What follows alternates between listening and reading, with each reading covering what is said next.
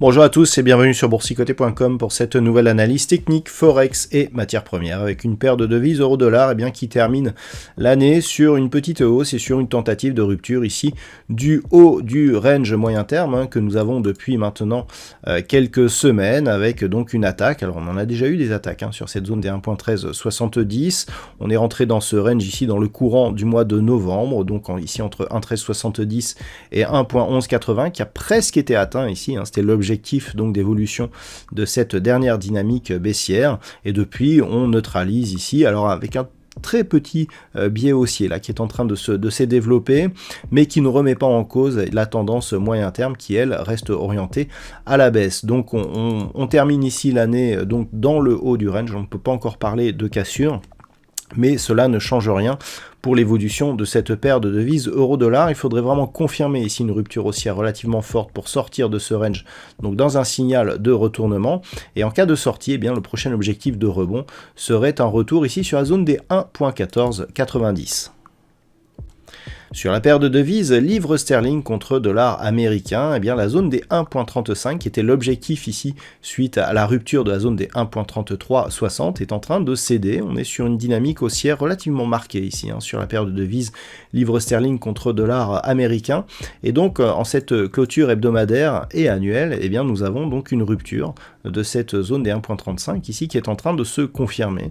Donc le prochain objectif sera une zone ici proche des 1.36, 1.3615.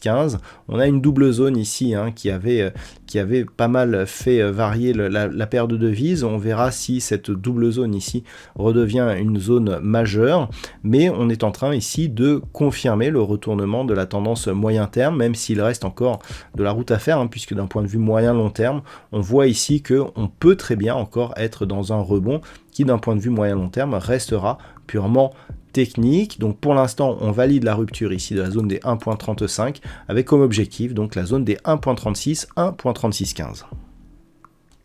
Sur le métal jaune, il semblerait que l'on soit reparti ici sur une dynamique haussière. L'or a eu du mal ici à franchir cette zone des 1807 $ l'once, mais il semblerait que ce soit désormais confirmé. Donc par rapport ici à une vue un petit peu plus éloignée où on a quelques mois de cotation, on se rend compte que ça n'a pas encore un gros impact sur le fond de la tendance, mais d'un point de vue court terme ici, on est en train de développer une dynamique haussière. Il semblerait que cette zone des 1807 ici soit confirmée comme cassée. On a ici une succession de points bas et de points hauts qui est haussière. On a un nouveau plus haut significatif et donc désormais l'objectif reste un retour ici sur cette zone des 1831,50 $ l'once. On n'a pas encore une dynamique qui est trop forte, mais qui est en train de se confirmer. Sur une rupture par contre des 1831,50, on pourrait accélérer à la hausse donc pour le métal jaune et aller chercher des zones de résistance qui n'ont plus été touchées depuis maintenant quelques temps, depuis le mois de novembre, avec cette zone par exemple de résistance ici des 1865 $ l'once.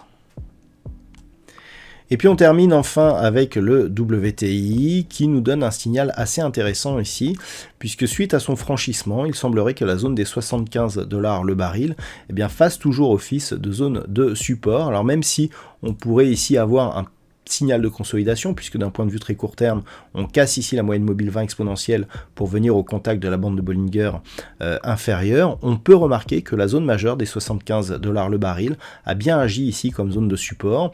Donc ça sera un petit peu l'enjeu du début de l'année prochaine, donc puisque quand on va rouvrir dimanche soir, lundi, cette zone sera testée d'une manière assez directe, et si ce niveau ici persiste à évoluer comme un niveau de support, on aura une confirmation que nous sommes de retour ici dans une zone d'évolution entre 75 et 85 $ le baril. Donc c'est à confirmer. On a ici une clôture donc de fin d'année qui peut être justement influencée par le fait que l'on clôture cette année civile. à confirmer donc dès le début de l'année prochaine si cette zone ici est 75 $ le baril reste support ou pas pour bien commencer l'année. Voilà donc ce que l'on peut dire sur cette analyse technique en cette fin d'année. Je me permets de vous souhaiter à toutes et à tous une très bonne nouvelle année, de très bons vœux donc pour cette nouvelle année 2022. On se retrouve donc dès l'année prochaine pour d'autres analyses techniques, toujours sur le site boursicoté.com.